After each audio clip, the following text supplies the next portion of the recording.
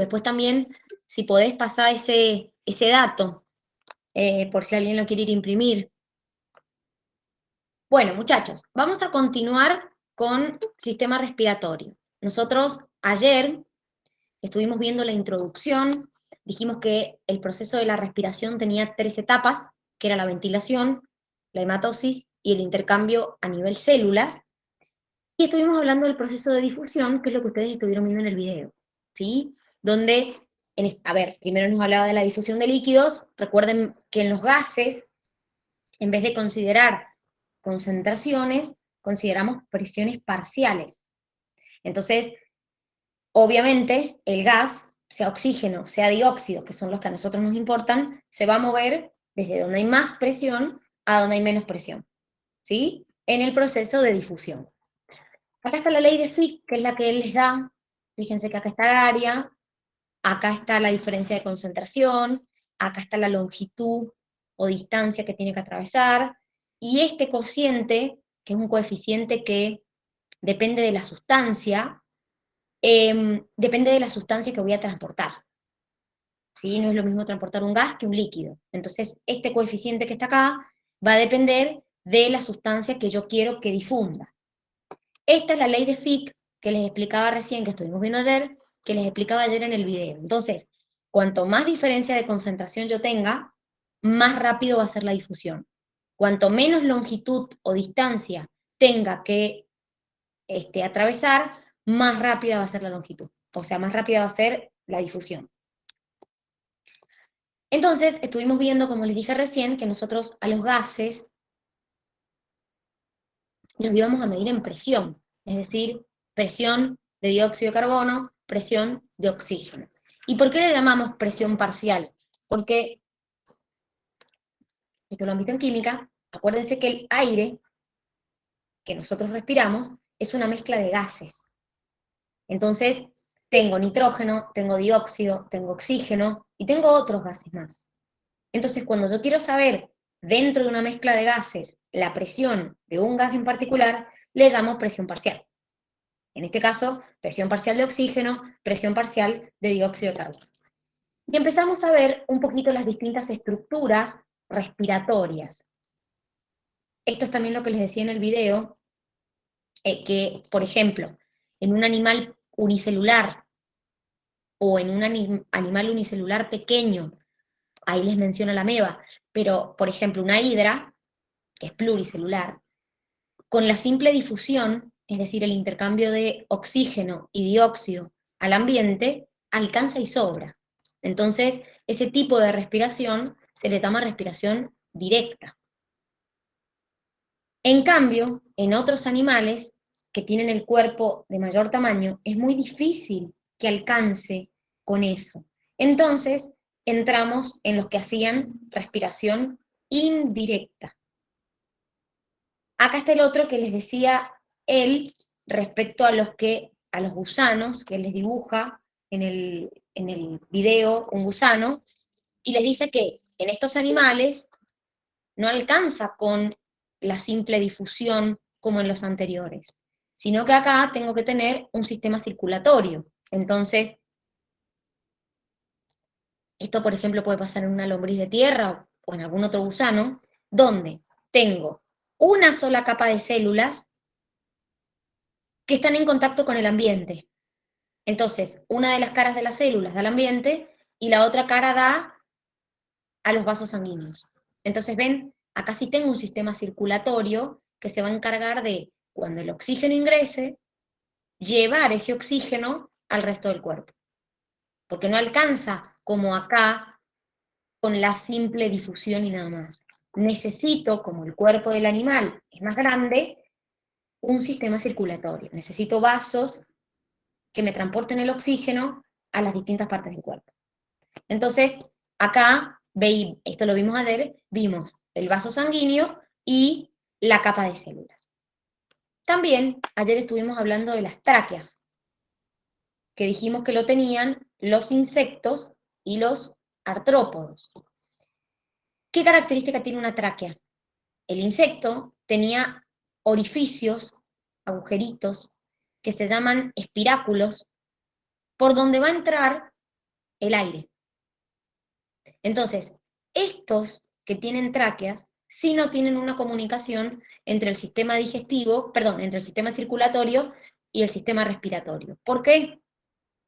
Porque como el aire ingresa directamente por la tráquea y esa tráquea empieza a ramificarse, la tráquea le lleva el oxígeno a cada una de las células. Entonces no necesito un sistema circulatorio que me esté llevando el oxígeno a cada una de las células del cuerpo, porque directamente la estructura respiratoria lo hace. Entonces, en estos es la excepción donde no hay una comunicación entre sistema circulatorio y sistema respiratorio. ¿Cómo hace cuando el animal, porque estos espiráculos, que es el orificio este que tienen acá, tiene válvulas, entonces se cierra y se abre? ¿Cómo hace para que no colapse esto? Cuando no hay aire, estos anillos tienen quitina, entonces eso mantiene la tráquea como entera, sin colapsar, aunque no esté pasando el aire. También llegamos a ver las branquias. Dijimos que las branquias Una eran, pregunta. dime, El dióxido de carbono sale por las mismas tráqueas también. exactamente. Es decir, el insecto abre el espiráculo y elimina el dióxido de carbono por el mismo lugar.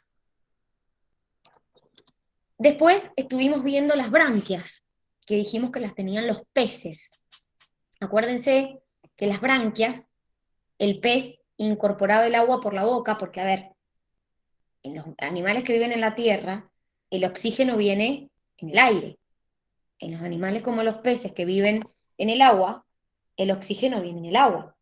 Entonces, el pez abre la boca, entra el agua al cuerpo del pez y pasa por las branquias. Esto que tienen acá son las branquias, ¿sí? Por estas branquias pasa sangre.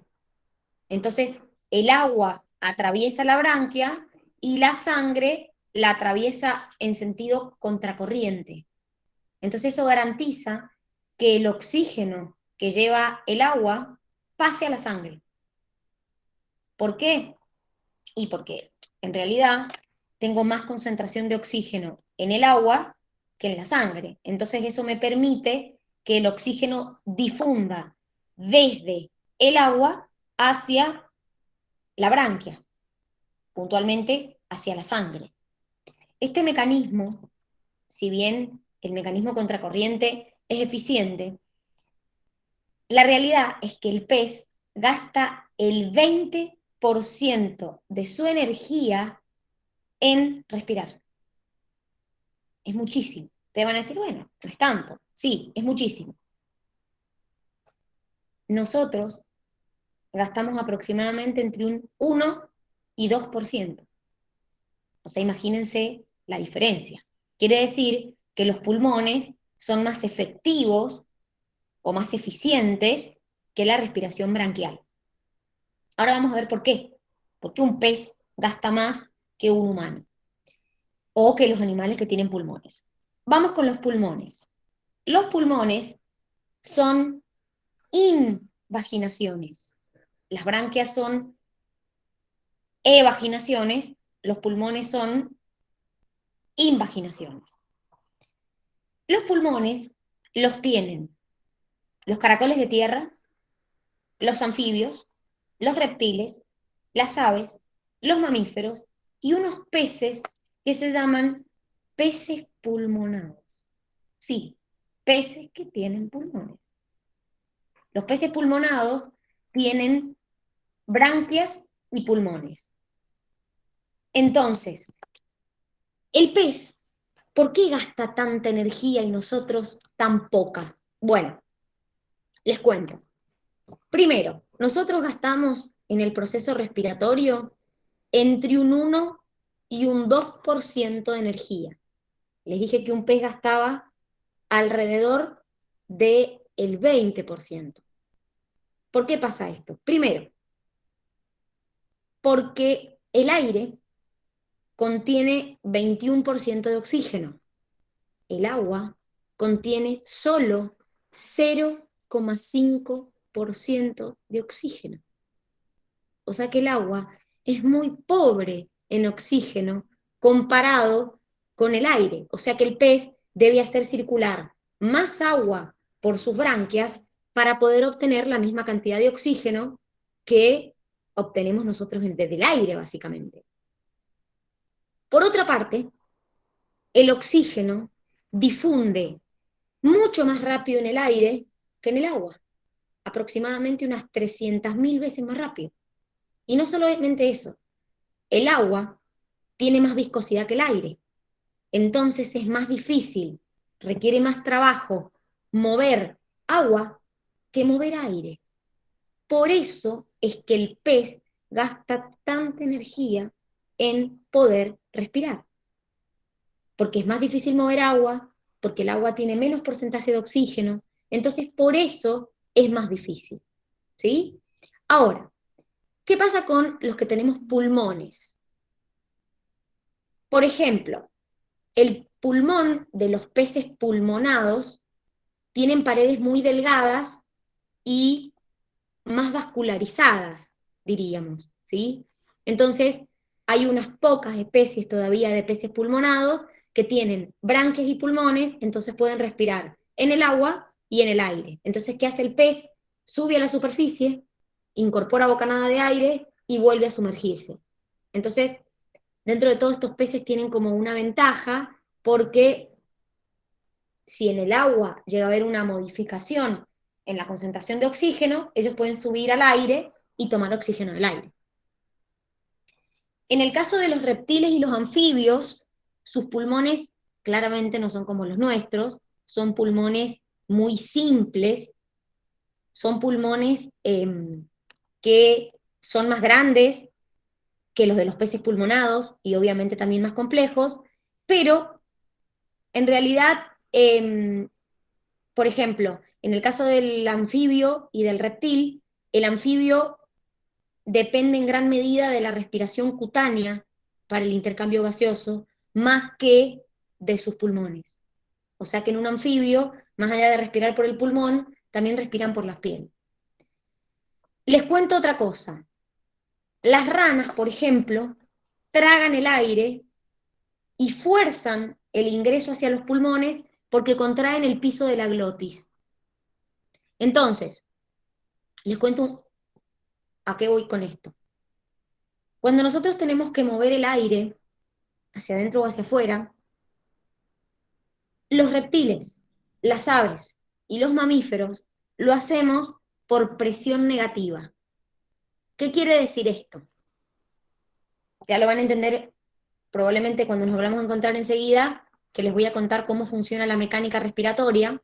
Van a ver que la cavidad pulmonar aumenta, el volumen de los pulmones aumenta. ¿Y qué pasa a mayor volumen con la presión?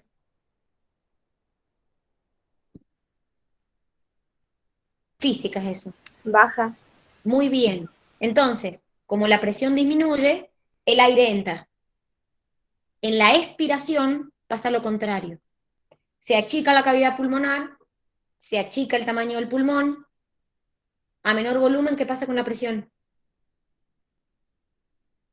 Aumenta. Entonces el aire sale. Eso se llama presión negativa. Los reptiles, las aves y los mamíferos movemos el aire hacia el interior y hacia el interior por presión negativa porque cambiamos el tamaño de la cavidad pulmonar. Ya lo van a ver bien enseguida cuando nos volvamos a conectar. En cambio, los anfibios tragan el aire, es decir, rellenan los pulmones por presión positiva.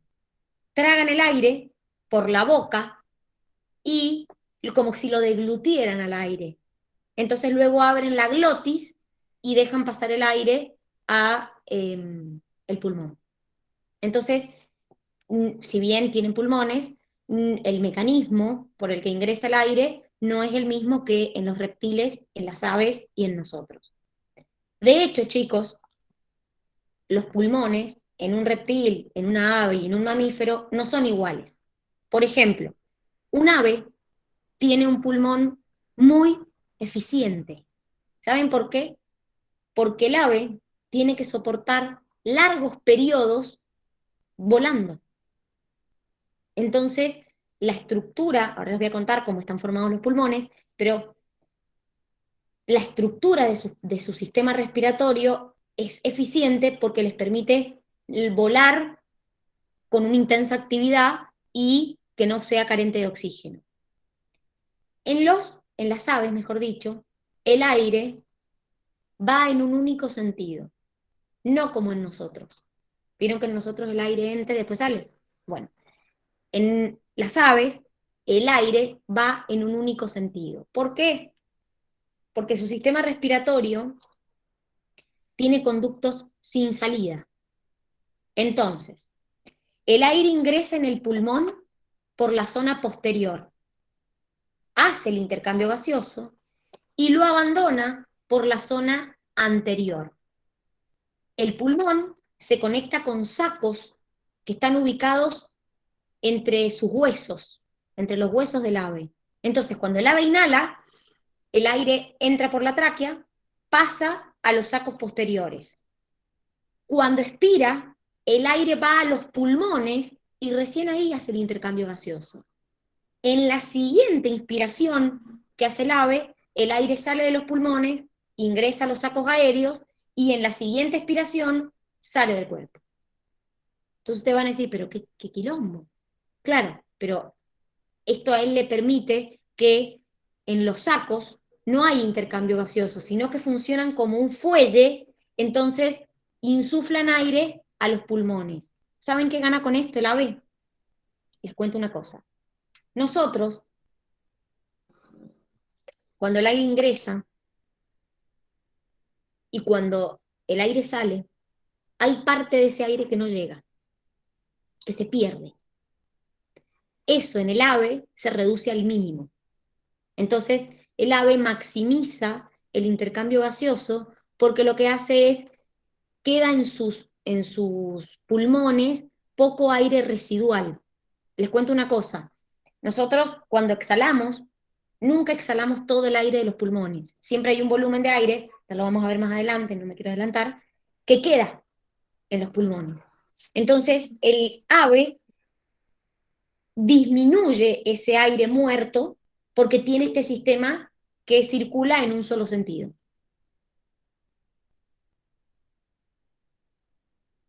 Bueno, Belu, hay peces que se llaman peces pulmonados, que tienen branquias y pulmones. Son unas pocas especies, pero hay. Entonces, ¿qué le permite al pez? Le permite vivir en el agua y respirar por branquias, y de vez en cuando salir a la superficie, tomar aire y volver a meterse. Entonces, ¿por qué es una ventaja tener pulmones y branquias? Porque si en el agua llega a modificarse la concentración de oxígeno, ellos pueden salir a la superficie y tomar aire. El resto de los peces no, porque no tienen pulmones. Entonces, esos se llaman peces pulmonados. Hay un grupo, no son muchos, pero que todavía tienen branquias y pulmones. Entonces se los llama peces pulmonados.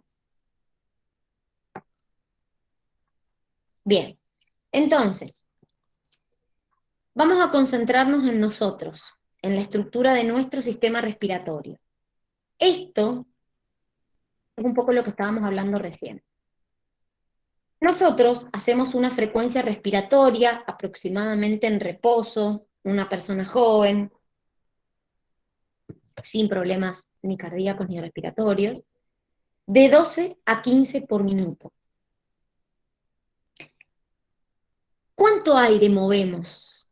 El volumen de aire que movemos es 500 mililitros por expiración o inspiración. Entonces, nosotros cuando respiramos, inspiramos, expiramos, acuérdense que eso se llama ventilación, básicamente, ese valor es el volumen de aire que nosotros movemos. Ahora, nosotros decimos, bueno, si a una frecuencia de 12 a 15 por minuto, aproximadamente ingresan 6 a 8 litros de aire por minuto. Entonces digo, bueno, el 21% de esto, o sea, más o menos, ingresan 250 mililitros de oxígeno por minuto y elimino en la expiración aproximadamente 200 mililitros de dióxido de carbono por minuto. ¿Sí? Entonces, ¿qué es lo que a mí me interesa que entendamos de acá? Cuando nosotros nos vamos a correr al parque, chicos, claramente el gasto, el consumo energético va a ser mayor y por lo tanto el consumo de oxígeno también va a ser mayor. Entonces, ¿qué va a pasar? ¿Voy a mover más aire? No. Yo por expiración muevo aproximadamente siempre 500 mililitros de aire. ¿Qué es lo que voy a aumentar? Y voy a aumentar esto. Voy a aumentar mi frecuencia respiratoria. Si me voy a correr al parque, mi frecuencia respiratoria no va a ser 12, 15 por minuto, va a ser más. Entonces, ¿qué quiere decir esto? Que voy a incorporar más veces 500 mililitros en un minuto.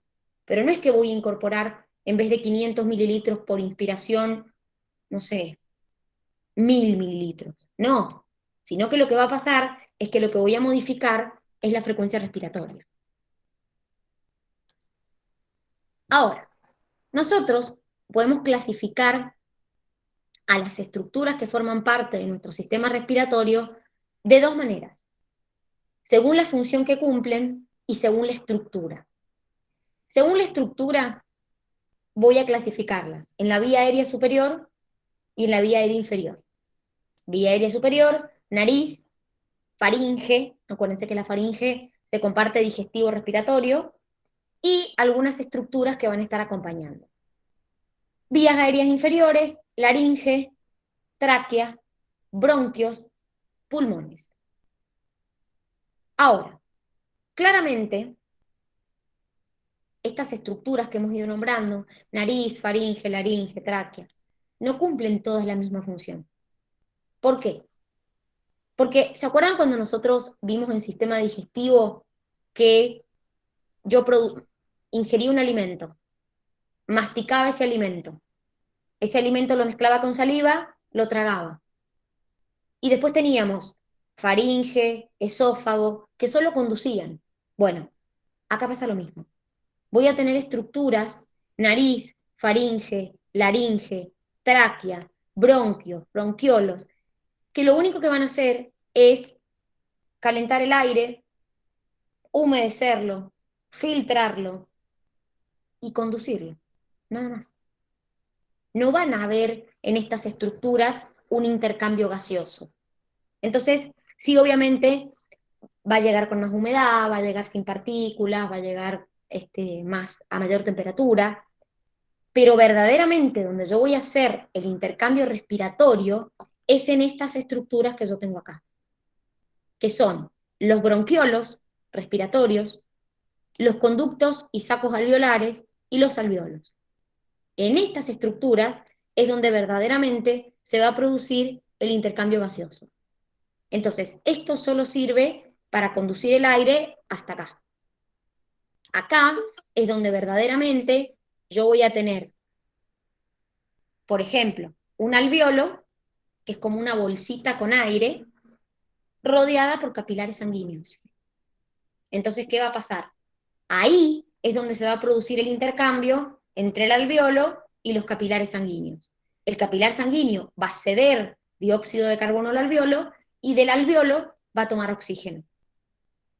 De hecho, ustedes tienen una imagen, miren, ya les digo en qué página, esperen que no tengo el apunte abierto, acá está. Miren, en la página 18, ustedes tienen una imagen donde les muestra, no sé si la tienen a mano, donde les muestra lo que son alvéolos, que parecen racimos de uva, no, en realidad no, son alvéolos, rodeados de capilares sanguíneos. Entonces, en esos alvéolos, en los sacos alveolares, es donde verdaderamente voy a tener el intercambio. Va a llegar sangre carboxigenada, que de hecho si se fijan ahí en la imagen, la marcan como arteria pulmonar. La arteria pulmonar viene del corazón, carboxigenada, se va ramificando y llega hasta los capilares alveolares, cede dióxido de carbono al alveolo y toma oxígeno del alveolo. Entonces después, en esa misma imagen de la página 18, si ustedes ven, la sangre sale oxigenada, entonces la tienen pintada de roja, y sale por las venas pulmonares, derecha e izquierda, oxigenada. Entonces, no en todo el sistema respiratorio hay intercambio gaseoso, solamente acá. ¿Alguna duda hasta acá?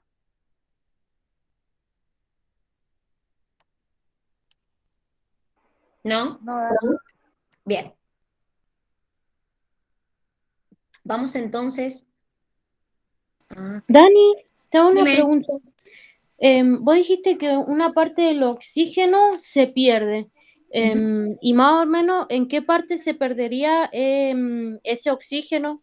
¿Dónde se ubicaría más o menos? Mira, cuando vos incorporás aire, ahora lo vamos a ver cuando nos conectemos más tarde, vos ingresás un volumen de aire, ¿sí? Ese volumen de aire que vos ingresás, que de hecho se cuantifica, está en mililitros, ya lo vamos a ver, a esos valores que, que siempre se les llama, por ejemplo, volúmenes residuales, capacidad vital, bueno, del volumen de aire que vos metés, la mayor parte, o un porcentaje, se pierde en las vías aéreas superiores. Es decir, por ejemplo, de los 500 mililitros que vos metés, que es lo que yo recién les nombré, que se llama volumen corriente, o sea, que es el volumen de aire que nosotros movemos en la inspiración y en la expiración, aproximadamente 150 mililitros los perdés en lo que se llama el espacio muerto, que es toda la vía aérea superior. Entonces no alcanzan a llegar hacia los pulmones. O sea que a los pulmones, de los 500 mililitros que movemos, en realidad llegan 350. Porque el resto de volumen se pierde en lo que vendría a ser los conductos aéreos superiores, donde no hay intercambio gaseoso. Nariz, faringe, laringe, tráquea, y no llegan a los pulmones. Entonces, el volumen real que te llega de ese aire que vos inspiraste a los pulmones es aproximadamente 350 mililitros. ¿Se entiende, Anto? Sí, Dani. Bien.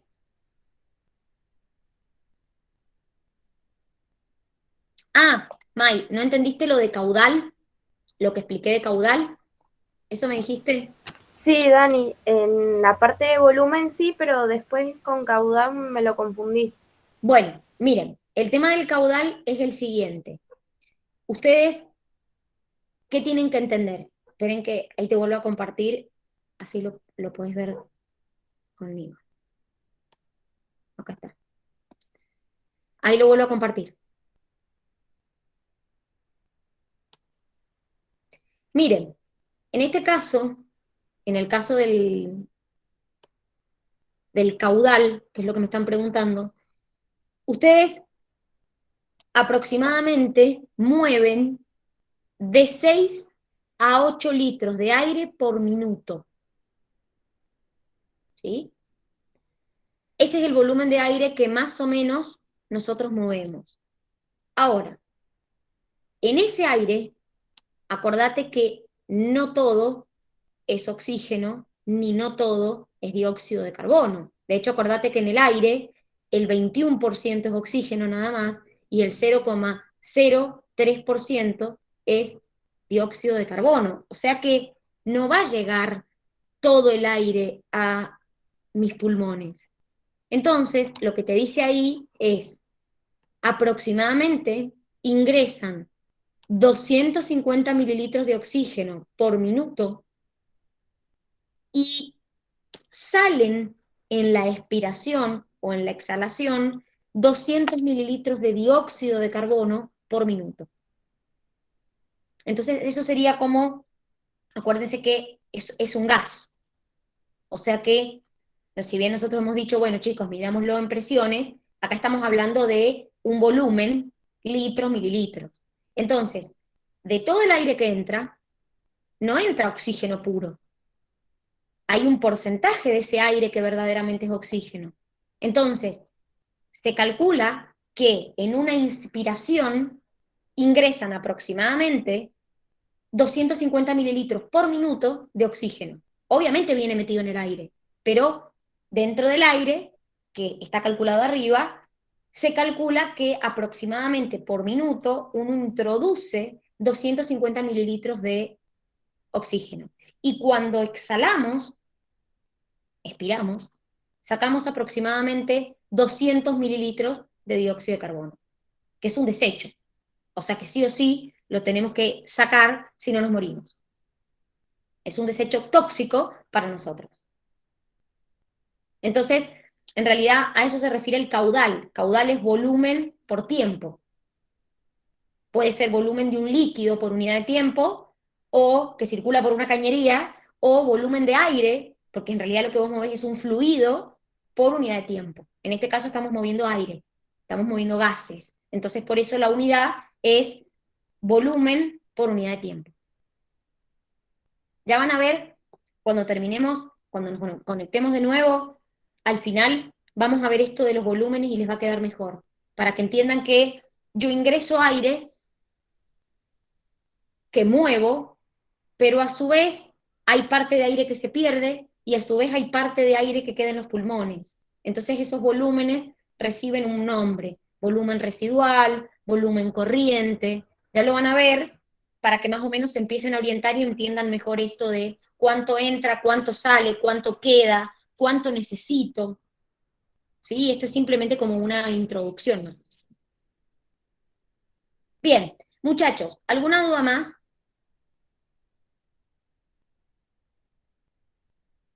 Bueno, entonces, nos volvemos a conectar más tarde, seguimos con respiratorio y vamos a ver toda la parte de la mecánica respiratoria, las estructuras de la respiración y esto que hemos estado hablando de, vamos a hablar un poco de asma, un poco del cigarrillo y también esto de los volúmenes que movemos cuando inspiramos y expiramos. Nos vemos más tarde. Chau, chau.